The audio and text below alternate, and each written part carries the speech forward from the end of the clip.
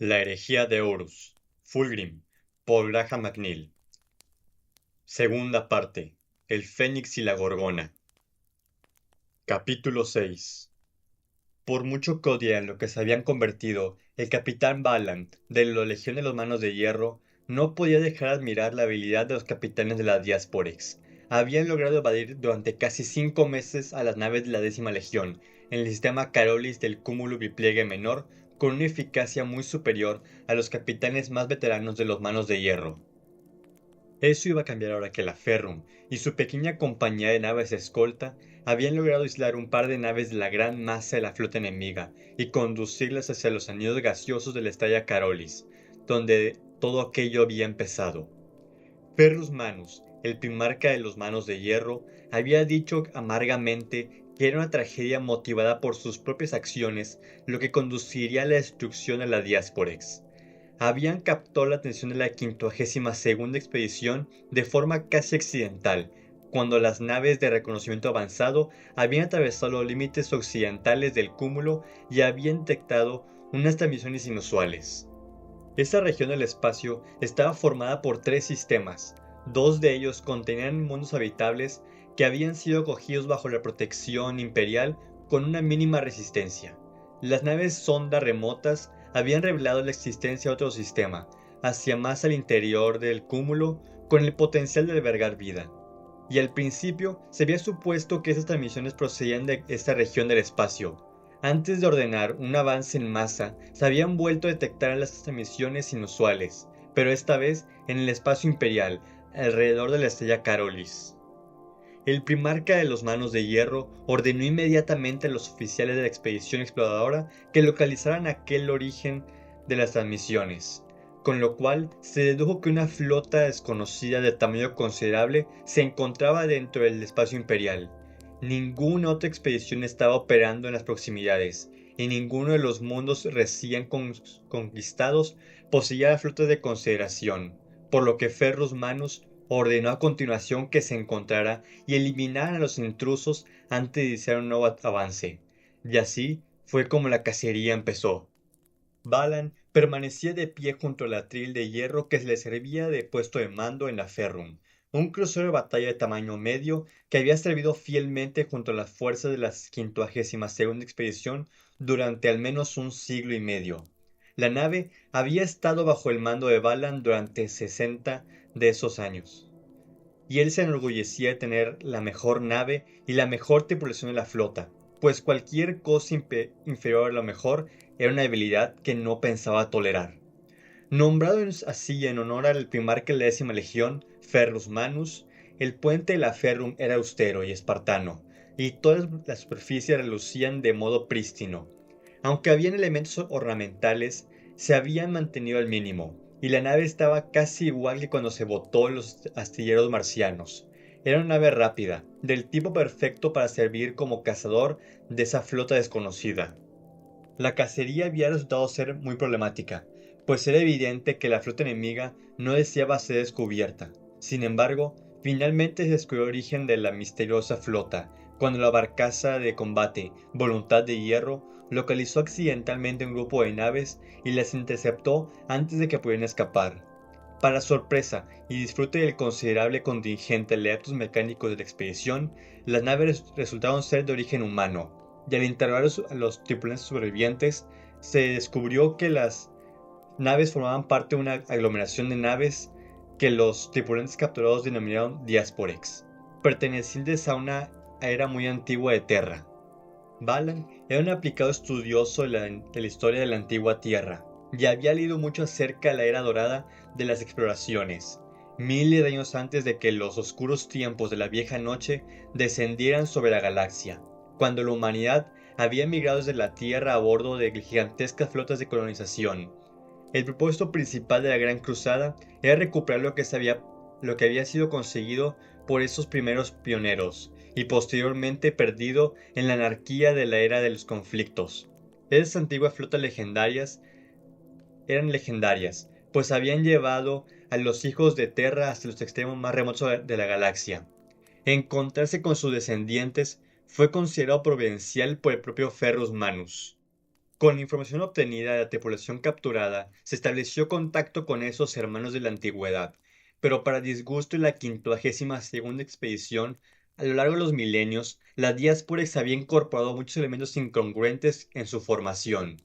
Las antiguas naves humanas viajaban junto a astronaves pertenecientes a una amplia variedad de razas alienígenas, y en vez de rechazar esa contaminación como había ordenado el emperador, los capitanes de la Diasporex las habían acogido entre sus filas y formaban una armada cooperativa que surcaba conjuntamente la oscuridad del espacio. Con el espíritu de perdonar a sus hermanos, Ferrus Manus se había ofrecido generosamente a repatriar a los miles de humanos que formaban parte de la Diasporex a mundos leales, siempre y cuando se sometieran al gobierno del emperador de la humanidad. La oferta del primarca fue rápidamente rechazada y se cortaron todas las comunicaciones. Ante tal insulto a la voluntad del emperador, Ferrus Manus no tuvo otra elección que conducir a la 52ª expedición a una legítima guerra contra la Diasporex. Balan y la Ferrum eran la vanguardia de la guerra del primarca, y ahora habían tenido el honor de atacar a los humanos que habían osado darle la espalda al emperador del emergente imperio.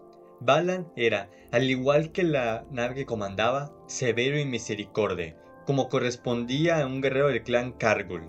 Había dirigido una flota de naves en los gélidos mares de Medusa, desde su 15º invierno, y conocía los caprichos temperamentales del mar mejor que cualquier otro hombre. Nadie que hubiera servido con él habría osado jamás cuestionar sus órdenes, y nadie le había fallado jamás. Su armadura Mark IV estaba pulida para mostrar su lustroso negro, y una capa de lana blanca bordada en plata le colgaba hasta las rodillas. Una rebanadora de piel verde le había amputado el brazo izquierdo 30 años antes, y un fletcher deuteriano el derecho, hace apenas un año. Ahora ambos brazos eran elementos cibernéticos, de hierro bruñido, pero Balan apreciaba sus miembros mecánicos, pues la carne, incluso la carne de unas tartes, era débil, y podía llegar a fallarle. Para él, recibir la bendición del hierro era un motivo de alegría, no una maldición. Un bullicio afanoso llenó el puente con un zumbido, y Balan permitió aquel ajetreo emocionado de la tripulación, pues la Ferrum iba a tener el honor del primer derribo. La pantalla principal estaba dominada por el vacío del espacio, solo iluminado por el brillo amarillento de la estrella Carolis. Una multitud de líneas parpadeantes recorría la pantalla, trayectorias de vuelo, rutas de torpedos, alcances y vectores de intercepción, todos ellos designados para acabar con las dos naves que se encontraban a pocos miles de kilómetros a la proa. La ironía de aquella cacería no pasaba desapercibida a Balan, pues pese a su rango de capitán de una nave de guerra, no era un hombre sin más intereses que los de su posición. Eran naves humanas, y atacarlas era destruir una pieza de historia que le fascinaba. Cambio de rumbo a 023, ordenó, mientras agarraba con fuerza el atril con sus dedos de hierro. No osaba mostrar ninguna emoción mientras acercaba a los dos cruceros que habían conseguido aislar de la flota de la Diasporex, pero no pudo evitar una pequeña sonrisa de triunfo mientras veía a su oficial artillero acercársele con una placa de datos en sus ansiosas manos. ¿Tiene una solución de disparo para las baterías delanteras Saxeran?, preguntó Balan. La tengo, señor. Informe a las baterías de artillería, dijo Balan, pero aproxímese al alcance óptimo antes de mostrar los cañones. A sus órdenes, señor, respondió Alexander. ¿Y los contenedores que han eyectado? Balan consultó la información en los pictógrafos de estribor y observó los enormes contenedores de carga de los cruceros que habían abandonado el espacio. En un intento de lograr una mayor velocidad, los cruceros enemigos habían desprendido de toda carga que transportaban, pero no había sido suficiente para evitar que las naves imperiales los atraparan. Hagan caso omiso, le ordenó Balan. Concéntrese en los cruceros. Regresaremos por ellos después y examinaremos lo que contienen. Muy bien, señor. Balan observó con un ojo experto cómo la distancia los separaba de los dos cruceros disminuía. Estaba siguiendo una trayectoria curvilínea, alrededor de la corona de la estrella, con la esperanza de perderse en los flujos electromagnéticos que oscilaban en su extremo, pero la Ferrum estaba demasiado cerca como para poder ser engañado con el subterfugio. Torpes. Balan frunció el ceño y se preguntó si su presa solo simulaba ser torpe. Todo lo que había aprendido de las Diasporex sugería que sus capitanes eran muy hábiles, y creyeran en una estratagema tan obvia le haría perder el rastro que era inherentemente sospechoso. Los puentes artilleros informan que todos los cañones están listos para abrir fuego, informó Axeran. Muy bien, asintió Balan, preocupado porque hubiera algo más que no podía ver. Las dos naves seguían un curso divergente, que las hacía separarse una de la otra, y Balan sabía que debía ordenar que su nave avance a toda máquina para pasar entre las dos y poder disparar una buena andanada a ambas naves. Pero se abstuvo de hacerlo, consciente de que había algo mal. Sus peores temores hicieron repentinamente evidentes cuando sus oficiales de sensores lanzó un grito. ¡Nuevos contactos! ¡Múltiples señales! En nombre de Medusa, ¿dónde salió? Gritó Balan, volviendo su pesado cuerpo para mirar la pantalla del oficial de sensores. En la pantalla estaban apareciendo luces rojas y, sin preguntarlo, Balan supo que estaban detrás de sus naves. No estoy seguro, dijo el oficial mientras hablaba. Balan comprendió de dónde habían salido y volvió para observar el atril de mando. Conectó con los pictógrafos externos y observó con horror que los grandes contenedores de carga abandonados por los cruceros estaban abiertos, y de ellos estaban surgiendo docenas de brillantes dardos, sin duda cazas y bombarderos. ¡A toda máquina!, ordenó Balan, aunque sabía que era aún demasiado tarde. Cambio de rumbo, 970, y lancen interceptores. Activen torretas de defensa. Todas las naves de escolta en formación de protección perimetral. ¿Y los cruceros?, preguntó Axeran. ¡Al infierno con ellos!, gritó Balan, que veía cómo habían dejado de oír y estaban dando la vuelta para enfrentarse a la Ferrum. No eran más que señuelos y he caído en su trampa como un imbécil. Oyó varios gemidos del metal del puente moverse bajo sus pies, mientras la Ferrum trataba desesperadamente de virar para enfrentarse al nuevo enemigo. ¡Torpedos en el espacio!, avisó el oficial táctico. ¡Impacto en 30 segundos! ¡Lancen contramedidas!, gritó Balan, aunque sabía que era casi seguro que cualquier torpedo disparado de una distancia tan corta lograría impactar. La Ferrum siguió virando, y Balan notó también las sacudidas de las torretas de defensa al abrir fuego contra los torpedos. Algunos de los proyectiles enemigos serían destruidos, explotarían silenciosamente en el vacío, pero no todos. ¡Impacto en 20 segundos! ¡Parada total!, ordenó Balan. ¡Giro en reversa! Esto puede hacer fallar unos cuantos. Era una esperanza vana, pero en esos momentos prefería una esperanza vana a no tener ninguna. Sus interceptores debían estar despegando en esos momentos y destruyeron unos cuantos torpedos más antes de atacar a las naves enemigas. La nave se escoró salvajemente hacia un lado, mientras el crucero de ataque hacía girar su masa a una velocidad muy superior a aquella para la cual fue diseñado.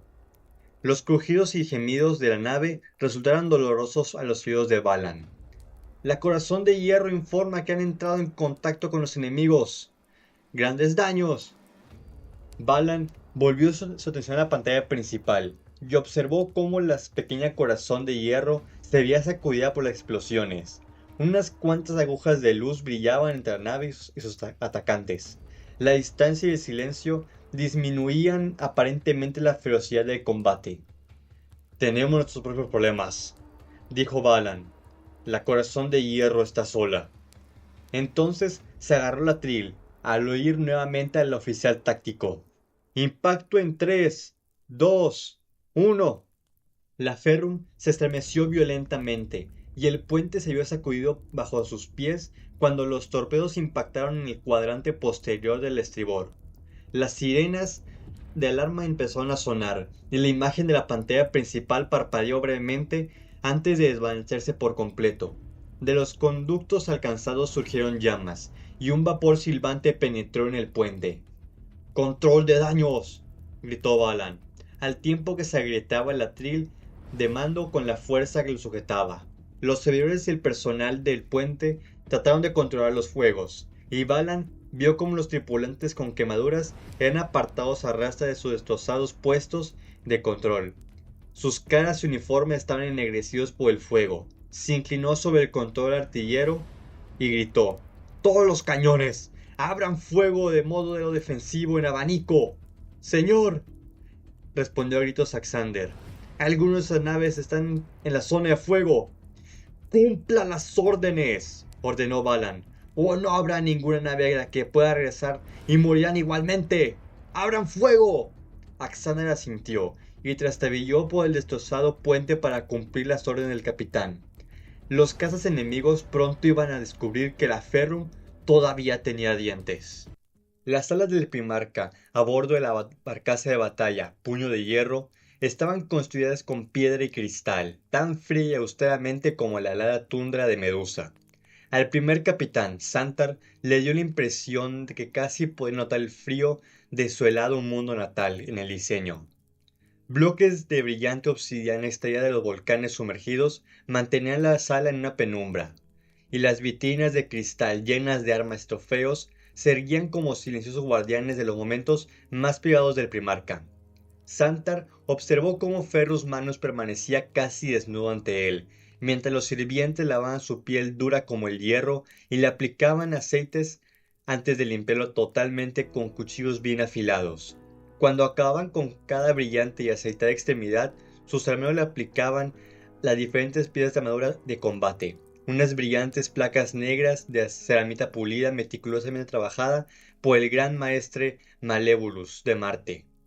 Cuéntamelo otra vez, palafrenero Santar, empezó a decir el Primarca, con una voz áspera y llena de la ardiente furia de los volcanes de Medusa. ¿Cómo es posible que un experto capitán como Balan sea capaz de perder 3 naves y no logra destruir ni una de las naves del enemigo? Parece que fue conducido a una emboscada, dijo Santar, poniendo recta la espalda mientras hablaba.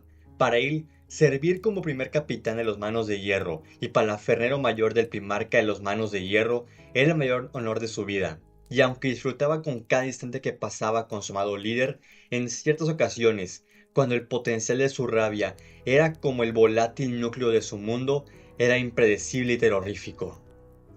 ¿Una emboscada?, gruñó Ferrus Manus. ¡Maldita sea, Santar! Nos estamos volviendo descuidados. Meses de perseguir sombras nos han vuelto tontos e imprudentes. No pienso permitirlo. Ferrus Manus era mucho más alto que sus sirvientes. Su rugosa carne era pálida como el corazón de un glaciar. Tenía el cuerpo cubierto de cicatrices, que mostraban las numerosas heridas sufridas en batalla, pues el Primarca de los Manos de Hierro jamás había retrocedido ante la posibilidad de liderar a sus guerreros con el ejemplo. Su pelo, que llevaba muy corto, era negro como el azabache, sus ojos brillaban como monedas de plata, y sus rasgos estaban curtidos por siglos de guerra. Otros primarcas podían considerarse creaciones bellas, hombres hermosos convertidos en dioses por su ascensión a las filas de los adeptos astartes, pero Ferrus Manus no se contaba entre ellos. Los ojos de Santar se vieron atraídos, como siempre le pasaba, hacia los brillantes y argentos antebrazos de su primarca. La carne de sus brazos y manos resplandecía y se agitaba como estuviera hecha de mercurio líquido que hubiera tomado la forma de sus extremidades y, de alguna manera, hubiera quedado eternamente conformada. Santar había visto cosas extraordinarias realizadas con esas manos, máquinas y armas que jamás se apagaban o fallaban, todas ellas construidas por las manos del Primarca, sin necesidad de forja o martillo. El capitán Balan está a bordo para disculparse personalmente por su fracaso, y ha puesto a su disposición del mando de la Ferrum. ¿Disculparse?, le espetó el Primarca. Debería arrancarle la cabeza para que sirviera de ejemplo. Con todo mi respeto, mi señor, dijo Santar. Balan es un capitán muy experto, y tal vez algo menos severo podría ser más adecuado. Tal vez podría simplemente arrancarle los brazos. ¿Los brazos? ¿De qué me serviría?, preguntó Ferrus Manus, haciendo que el sirviente que sostenía su placa pectoral se estremeciera. De muy poco, corroboró Santar, aunque probablemente de más que si le arrancara la cabeza. Ferrus Manus sonrió, Su rabia estaba desapareciendo tan rápidamente como había aparecido. Eres un raro regalo, mi querido Santar. El ardiente corazón de Medusa arde en mi pecho, y a veces surge por mi boca antes de que pueda pensar. Soy su más humilde servidor, dijo Santar. Ferrus Manus despidió con un gesto a sus armeros y se dirigió hacia Santar. Aunque Santar era alto, incluso para un Astartes, y llevaba su armadura completa, el primarca seguía siendo más alto que él. Sus ojos argentos sin pupilas brillaban. Santar controló su estremecimiento, pues esos ojos eran como fragmentos de sílex, duros, misericordes y afilados. El aroma de los polvos y aceites era muy fuerte, y Santar notó cómo su alma se mostraba bajo esa mirada, y dejaba al descubierto todas sus debilidades e imperfecciones. Santar era la propia Medusa. Sus agrietados rasgos eran como la pared de un acantilado en una alta montaña, sus ojos grises como las grandes tormentas que desgarraban los cielos de su mundo natal. Durante su incorporación a la Legión, muchas décadas atrás, su mano izquierda había sido reemplazada por una mano biónica. Desde entonces, ambas piernas le habían sido sustituidas, así como le quedaba el brazo izquierdo. Tú eres mucho más que esto para mí, Santar, dijo Ferrus Manus, mientras apoyaba sus manos en las sombreras de su palafernero mayor. Eres el hielo que apaga mi fuego cuando está a punto de rotar el buen sentido que el emperador me concedió. Muy bien, si no me dejas arrancar la cabeza, ¿qué castigo sugieres? Santar respiró con fuerza, mientras Ferrus Manus se daba la vuelta y volvía junto a sus armeros. El terrible respeto que inspiraba el primarca le dejaba la boca reseca. Furioso, descartó su momentánea debilidad y se apresuró a contestar.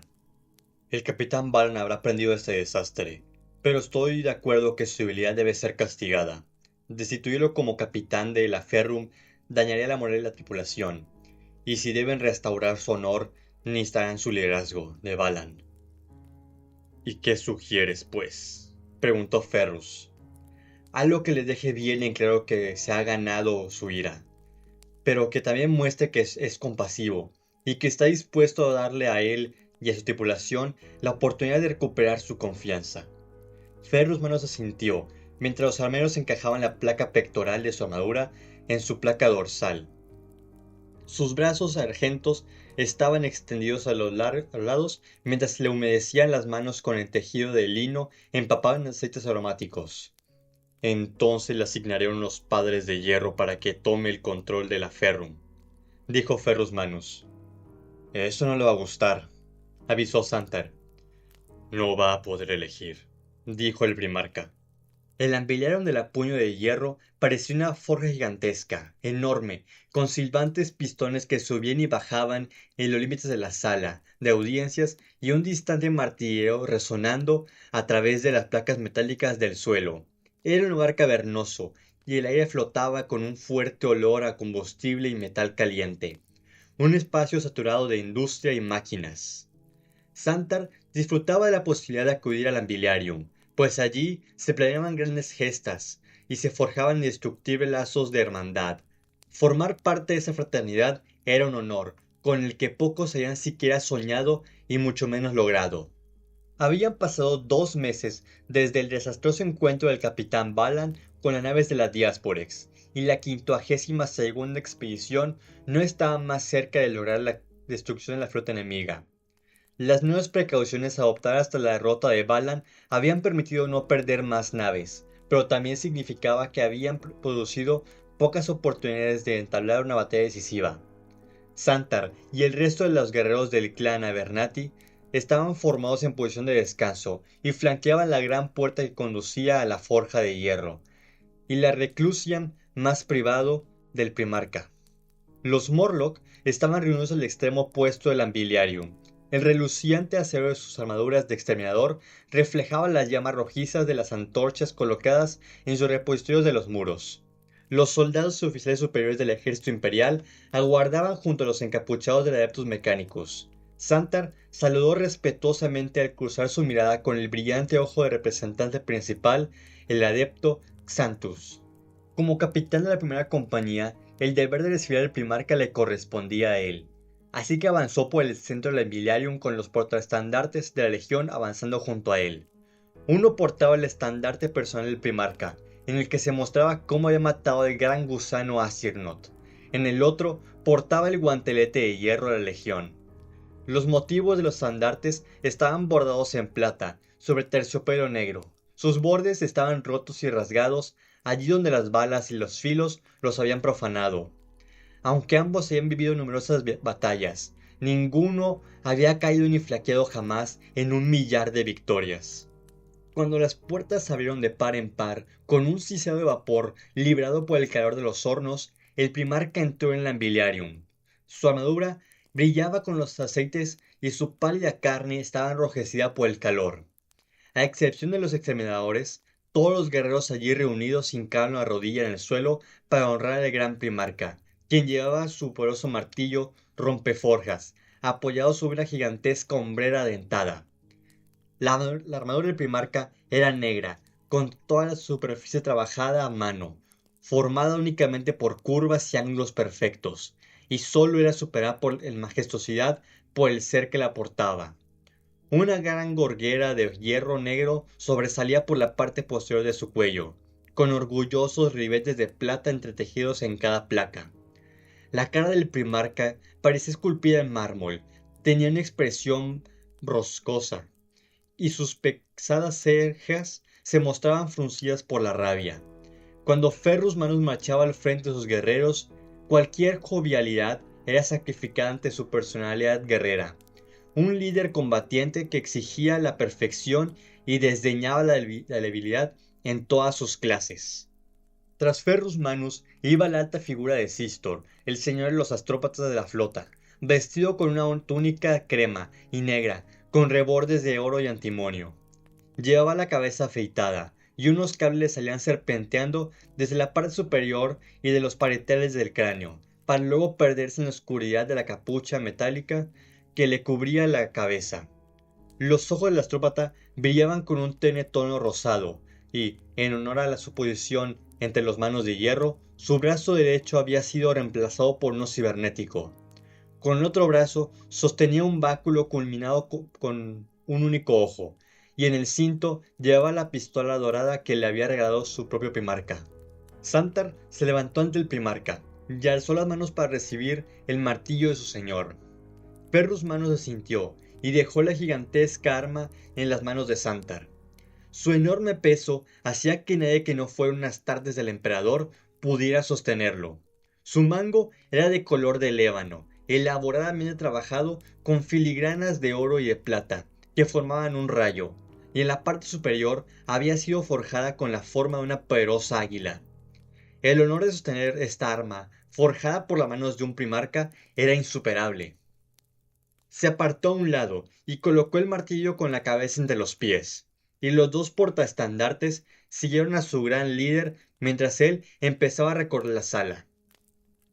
Ferrus Manus no era partidario de los rituales de conferencias y reuniones, por lo que sus consejos de guerra tenían lugar en una sala sin asientos ni formalidades, donde se proporcionaba el debate y las preguntas.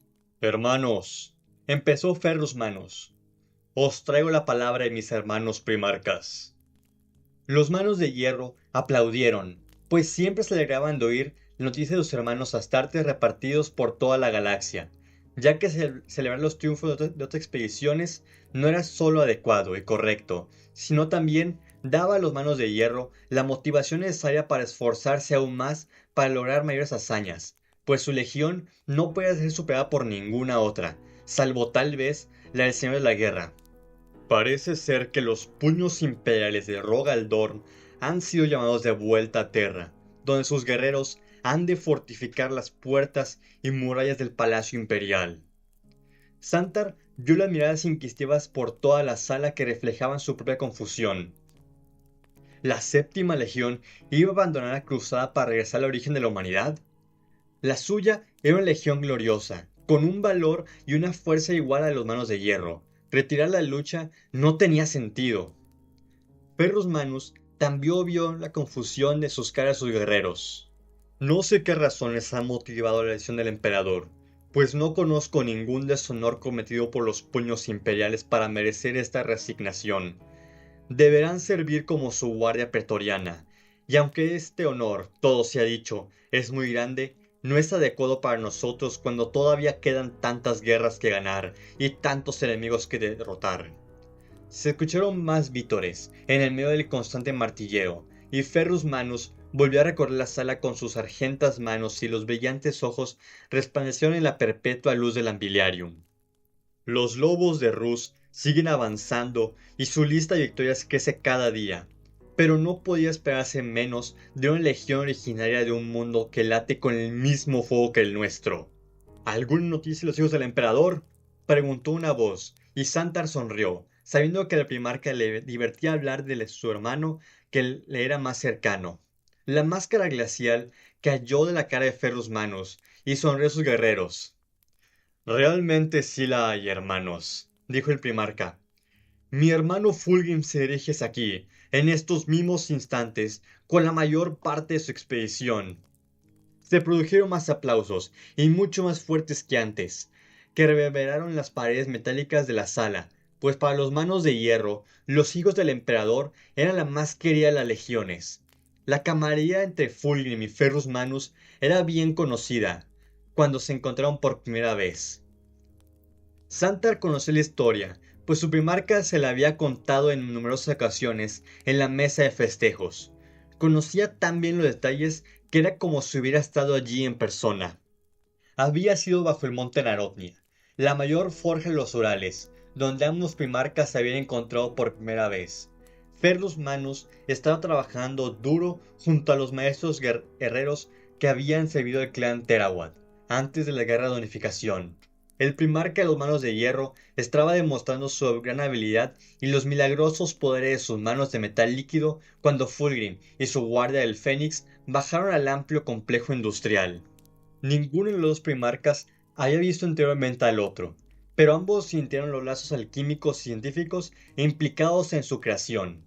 Ambos eran como dioses para los aterrorizados artesanos, que se postraron de tan magníficos guerreros temiendo que se produjera una batalla de proporciones cataclísmicas. Ferrus Manus continuaba entonces contando a Santar cómo Fulgrim había dicho que había venido a forjar el arma más perfecta jamás creada y que pensaba empuñarla en la Gran Cruzada. Evidentemente, el primarca de los manos de hierro no podía dejar que tal barbaconería no recibiera una respuesta adecuada, y se rió en la cara de Fulgrim, declarando que sus débiles manos jamás podrían igualar a las suyas, metálicas. Fulgrim aceptó el desafío sin acritud, y ambos primarcas se desnudaron de la cintura para arriba, trabajaron sin descanso alguno durante semanas. Las forjas reverberaron con los ensordecedores batidos de los martillos y el silbido del metal enfriándose. Los alegres insultos de los dos jóvenes héroes se intercambiaban. Tras 3 meses de incesante trabajo, ambos guerreros habían terminado sus armas. Fulgrim había forjado un magnífico martillo de guerra capaz de arañar montañas de un solo golpe.